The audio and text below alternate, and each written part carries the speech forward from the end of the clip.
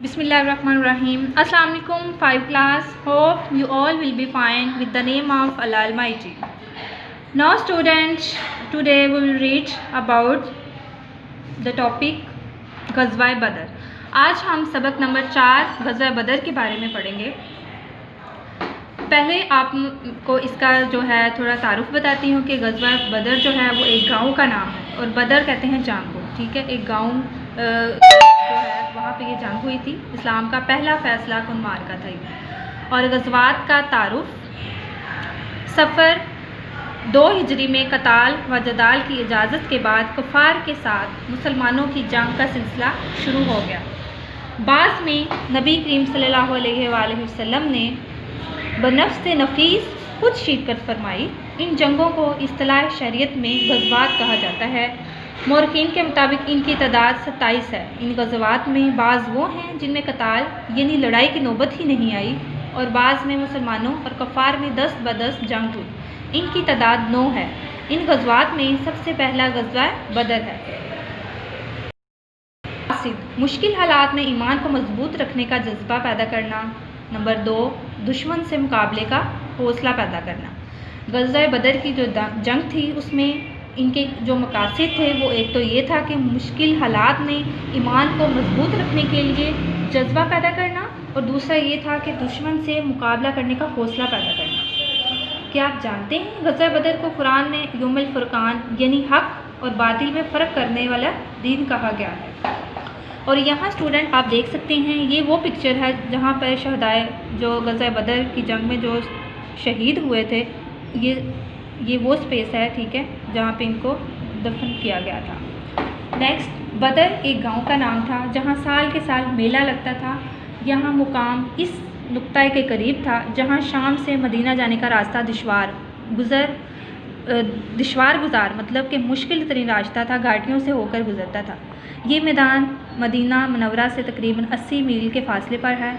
कुरैश ने हिजरत के साथ ही मदीना पर हमला की तैयारियां शुरू कर दी और बाकी रहे मुसलमान तो अल्लाह ताला ने शुबान 2 हिजरी में उन पर जंग फ़र्ज़ करार दे दी थी. इसी तरह एक आयत है, वक़ातिलू फ़ी सबीलिल्लाहिल्लज़ीना युक़ातिलूनकुम, अल्लाह की राह में इन लोगों से लड़ो जो तुमसे लड़ते हैं. ये सूरत बकरा की आयत नंबर 190 है जिसमें ये आयत बयान किया गया है. नेक्स्ट, असबाब. कुरैश ने अब्दुल्ला बिन अबी को ख़त लिखा कि मोहम्मद सल्लल्लाहु अलैहि वसल्लम और उनके रुफ़क़ा को मदीना से निकाल दो वरना हम मदीना आकर तुमको भी बर्बाद कर देंगे. अबू जहल ने साद बिन माज़ रज़ियल्लाहु तआला अन्हा को कहा कि तुमने हमारे बुजुर्गों को पनाह दी है, अगर उम्मिया की ज़मानत ना होती तो मैं तुमको कत्ल कर देता. कर्ज़ बिन जाबर ने जमाद सानी 2 में मदीना की चरागाह पर हमला किया और नबी करीम सल्लल्लाहु अलैहि वसल्लम के 2 ऊँट लूट लिए. इसके बाद ही रजब 2 हिजरी में नबी करीम सल्लल्लाहु अलैहि वसल्लम ने अब्दुल्ला बिन हब्श को तहज्जुद के लिए भेजा कि कुरैश की नकल और हरकत की खबर लाएं.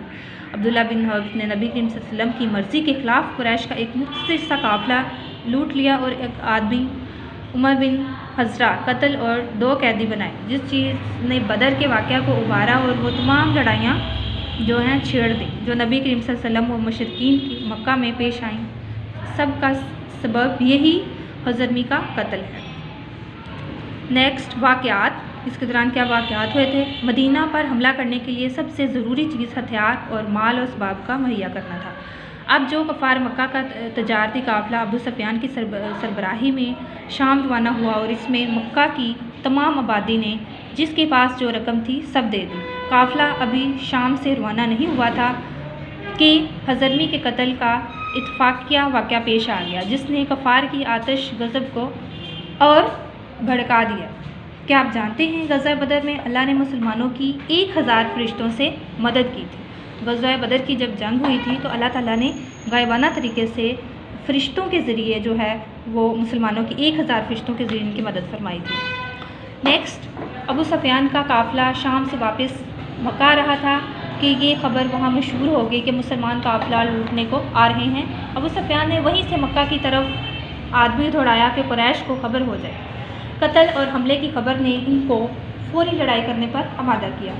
कुरैश ने लड़ाई की तैयारियां शुरू कर दी. मदीना में ये मशहूर हुआ कि कफ़ार کفار مکہ ایک بڑی فوج لے کر مدینہ آ رہے ہیں۔ نبی کریم صلی اللہ علیہ وسلم کو جب کفار مکہ کے لشکر کی آمد کی خبر ہوئی تو نبی کریم صلی اللہ علیہ وسلم کفار مکہ کا راستہ روکنے کے لیے 12 رمضان 2 ہجری کو روانہ ہوئے۔ نبی کریم صلی اللہ علیہ وسلم کے ساتھ 313 مجاہدین تھے، جن میں 60 مہاجر اور باقی انصار تھے۔ ان کے پاس کل 6 تلواریں تھیں۔ سواری کے لیے 70 اونٹ اور 2 گھوڑے تھے۔ ان کے مقابلے میں کفار کے لشکر میں 1000 افراد، 100 گھوڑے، 600 زر ہیں اور سینکڑوں اونٹ تھے۔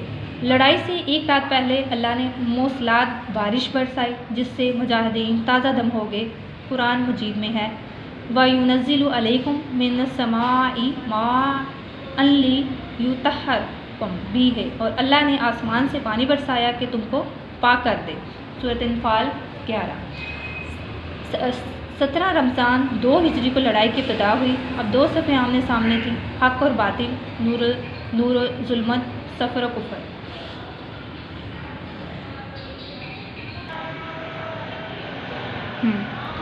اسی طرح ایک آیت ہے بے شک تمہارے لیے 2 گروہوں میں جو جنگ بدر کے دن باہم لڑے بڑی نشانی تھی۔ ایک گروہ اللہ کی راہ میں لڑ رہا تھا اور دوسرا کافر تھا۔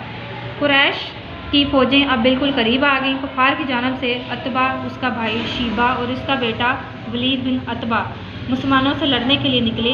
مسلمانوں کی جانب سے حضرت علی رضی اللہ تعالیٰ عنہ، حضرت حمزہ رضی اللہ تعالیٰ عنہ اور حضرت عبیدہ رضی اللہ تعالیٰ عنہ ان کا مقابلہ کرنے کے لیے نکلے اور جلد ہی ان تینوں کافروں کو قتل کر دیا۔ نبی کریم صلی اللہ علیہ وسلم اللہ تعالیٰ سے کامیابی کی دعا کر رہے تھے اور آپ صلی اللہ علیہ وسلم دونوں ہاتھ پھیلا کر فرما رہے تھے خدایا تو نے مجھ سے جو وعدہ کیا ہے آج پورا کر۔ تو اسی طرح آپ صلی اللہ علیہ وسلم جو ہیں کو خبر تک نہ ہو رہی تھی کہ کبھی سجدہ میں گرتے تھے اور فرماتے تھے خدایا اگرچہ چند نفوس آج مٹ گئے تو پھر قیامت تک تیری عبادت نہ ہوگی۔ اس بے قراری پر بندگان خاص کو رکت آ گئی اور حضرت ابو بکر رضی اللہ تعالیٰ عنہ نے اوس کی کہ اللہ اپنا وعدہ وفا کرے گا، مطلب پورا کرے گا، اور روحانی تسکین کے ساتھ ادھر ہی ایک وحی آئی کہ میں تمہارے ساتھ ہوں، تم مومنوں کو تسلی دو کہ ثابت قدم رہیں، میں ابھی بھی کافروں کے دلوں میں رعب و حبیت ڈال دیتا ہوں۔ آگے اس کے بعد عام جنگ شروع ہو گئی، جنگ کا سلسلہ شروع ہو گیا اور مسلمانوں نے بڑی بہادری کا مظاہرہ کیا۔ ملا کر مسلمانوں کو کامیابی ملی۔ دونوں عمر مجاہدوں معاذ اور معوذ رضی اللہ تعالیٰ عنہ نے ابو جہل کو قتل کیا۔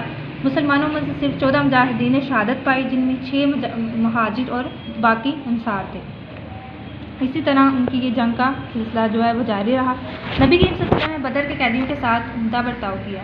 ان میں سے بعض کو احسان کے طور پر چھوڑ دیا اور جو باقی بچے تھے ان کے متعلق طے ہوا کہ وہ فدیہ دے کر آزادی حاصل کر سکتے ہیں، اور جو فدیہ یہ نہیں دے سکتے وہ 10 جو ہے مسلمان بچوں کو لکھنا پڑھنا سکھا دیں اور آزادی حاصل کر لیں۔ نتائج اور اثرات، اس کے کیا نتائج ہوئے تھے، اس کا کیا اثرات ہوئے تھے۔ اسلام کی خوب اشاعت ہوئی، کافروں کے دلوں میں مسلمانوں کا رعب بیٹھ گیا اور ان کی طاقت کمزور ہو گئی۔ وہ جان گئے تھے کہ مسلمان تعداد میں کم ہونے کے باوجود طاقتور ہیں۔ مسلمانوں کے حوصلے بلند ہو گئے اور ان کو معلوم ہو گیا کہ اللہ کے لیے لڑنے والوں کی اللہ تعالیٰ خود مدد کرتا ہے۔ فتح ہمیشہ حق کی ہوتی ہے، چاہے تعداد کم ہی کیوں نہ ہو، بس اللہ مضبوط ہونا چاہیے، ہمارا جو ایمان ہے وہ مضبوط ہونا چاہیے، پھر اللہ تعالیٰ ہمیں کامیابی جو ہے ہمارے ہر مقصد میں ضرور دیتے ہیں۔ اور جنگ میں جو جنگی ساز و سامان ہاتھ آیا، اس سے مسلمانوں کی فوجی قوت جو تھی وہ بڑھ گئی تھی۔ اوکے اسٹوڈنٹ، اب آپ نے اس کی ریڈنگ جو ہے وہ پراپر کرنی ہے، ٹھیک ہے۔ نیکسٹ کل ہم اس کے آنسر کویسچن کریں گے۔ ناؤ ٹیک کیئر، اللہ حافظ۔